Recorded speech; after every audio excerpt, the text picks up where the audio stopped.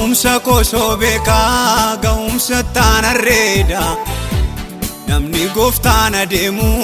humni isaa sombareeda Ankaayyoo koon jijjiirumi gooftaa alfinaaf jiraachu anoo filmaatan bannee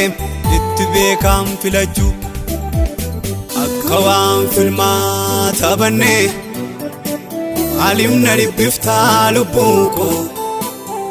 arrashenaa dhokannee ni mul'anna gaaf tokko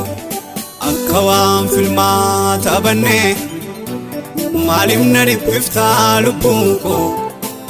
arrashenaa dhokannee ni mul'anna gaaf tokko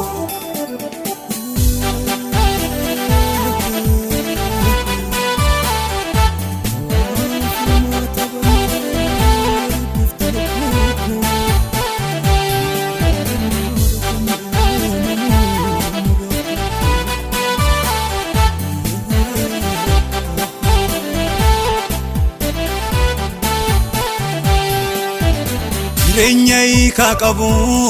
utuu nan jiraachisiini hiikaa jiraachuu na barsiise gooftaani filannoon dhumaa caalu kan naaf ta'e Yesuusi har'a yennaa hir'atee nammamsiisuun kunis akka waan filmaata bannee alimna dhibbiftaa lubbuun koo arrashenaa dhokannee ni mul'anna gaaf tokko akka waan filmaata bannee maalimna dhibbiftaa lubbuun koo arrashenaa dhokannee ni mul'anna gaaf tokko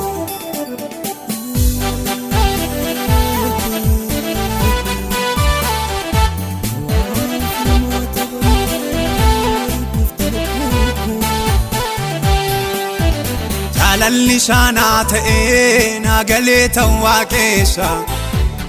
amanachuu konniisuu amma kaashaan eebbisa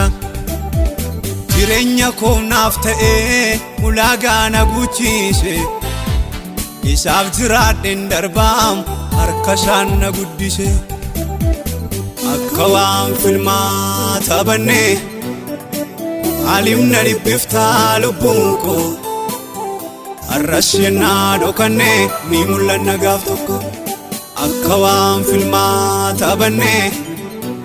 maalimna dhibbiftaa lubbuun koo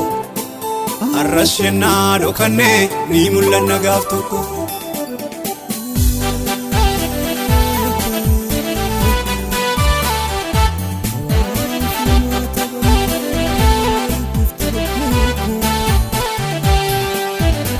Raanfachuun danda'u angochaa isaa kaleessa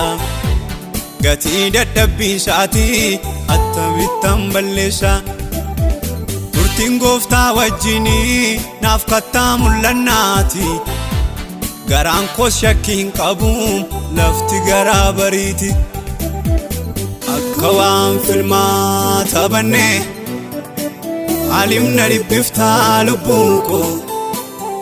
arrashenaa dhokannee ni mul'anna gaaf tokko akka waan filmaata bannee maalimna dhibbiftaa lubbuun koo arrashenaa dhokannee ni mul'anna gaaf tokko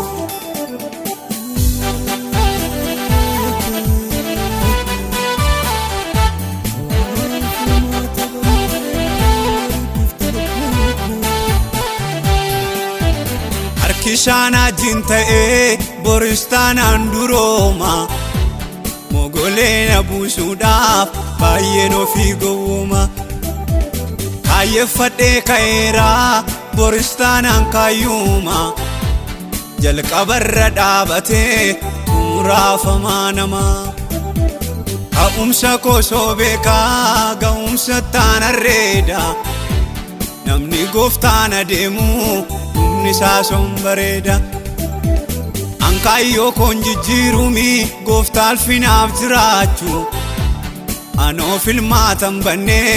itti beekam filachu